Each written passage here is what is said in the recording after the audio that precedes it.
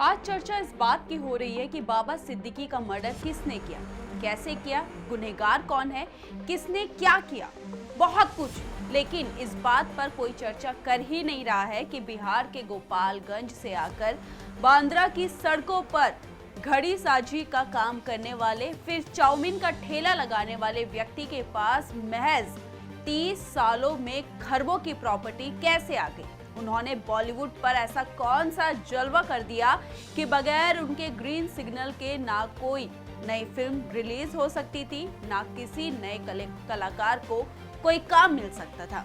आखिर बाबा सिद्दीकी ने ऐसा क्या किया? इतना ही नहीं, बाबा सिद्दीकी की मौत पर तो अब रॉ के पूर्व अफसर ने भी बड़ा खुलासा कर दिया है।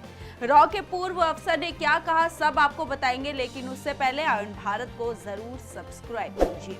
नमस्कार, मैं मंजू रुधियाल और आप सभी का स्वागत है आयरन भारत में। दरअसल बाबा सिद्दीकी हत्याकांड मामले में अब सियासत गर्मा गई है, राजनीति शुरू हो गई है, लेकिन इन सब के बीच रॉ के पूर्व अफसर एनके सूद ने बड़ा बयान दे दिया है। उन्होंने कहा है कि बाबा सिद्दीकी की मौत पर लोग आंसू बहा रहे हैं, लेकिन वह कोई भला आदमी नहीं था, वह एक माफिया था। अगर वह उत्तर प्रदेश में होते तो बाबा योगी आदित्यनाथ ने उनका कब का एनकाउंटर करवा दिया होता। एनके सूद ने यह भी कहा है कि मार्च 1993 में मुंबई में ब्लास्ट हुआ था। सरकार ने जांच के लिए एक कमेटी बनाई थी। कमेटी ने 3 महीने के अंदर रिपोर्ट दी थी। इस रिपोर्ट में अंडरवर्ल्ड और पॉलिटिशियंस के नाम थे। केंद्र में पीवी नरसिम्हा राव सरकार थी, उन्होंने सारे नाम निकलवा दिए थे ताकि उनके नेता ना फंसे। बाबा सिद्दीकी के खिलाफ जांच चल रही थी। उनकी 400 करोड़ रुपए की संपत्ति भी जब्त कर ली गई थी। उसे ईडी गिरफ्तार करने की तैयारी में थी, लेकिन उनके पहले ही उनकी मौत हो गई। हाँ, बाबा सिद्दीकी एक बहुत ही खास नेता थे। यह अंडरवर्ल्ड और बॉलीवुड के बीच की एक कड़ी थी।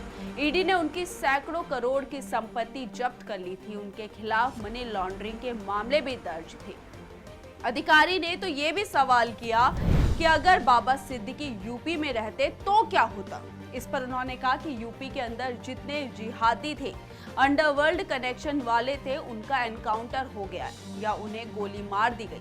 सिद्दीकी का जो मर्डर हुआ वह अच्छा नहीं है, लेकिन अंडरवर्ल्ड से कनेक्शन था, वह अच्छे आदमी नहीं थे।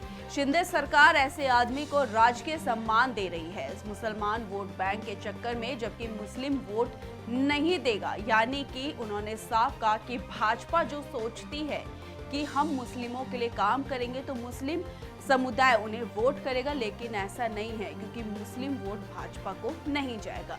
एनके सूद ने कहा कि नवाब मलिक और संजय राउत भी जेल में रहे, आज वो बाबा सिद्दीकी की मौत पर आंसू बहा रहे हैं। आज एक ऐसे को सपोर्ट कर रहे हैं जो आतंक था। लॉरेंस बिश्नोई ने क्लेम किया है कि उसने बाबा सिद्दीकी को मरवाया, लेकिन बाबा सिद्दीकी यूपी में होते तो बाबा ने बुलडोजर यानी माफ कीजिएगा, बाबा ने एनकाउंटर करवा दिया होता। यानी बाबा यहाँ पे उन्होंने बोला है योगी आदित्यनाथ को, यानी कि योगी आदित्यनाथ अभी तक उनका एनकाउंटर करवा देते। मुंबई में बिश्नोई ने ही उनका एनकाउंटर कर दिया।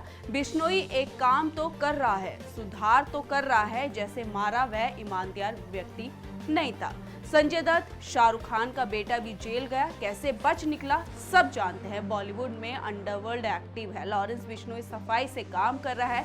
बाबा सिद्दीकी जैसे व्यक्ति को शिंदे सरकार सम्मान दे रही है, जो बहुत ही गलत बात है। दाऊद भाग गया, उसके कुछ करीबी पकड़े गए, उन्होंने भी बाबा सिद्दीकी समेत कई नाम लिए थे, लेकिन सरकार ने कोई कार्रवाई नहीं की।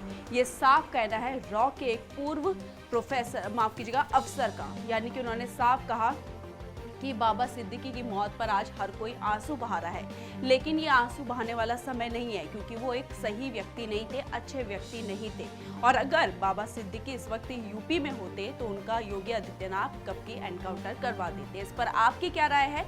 अपनी राय हमारे कमेंट बॉक्स में जरूर लिखिएगा और इस वीडियो को ज्यादा से ज्यादा शेयर कीजिए। धन्यवाद।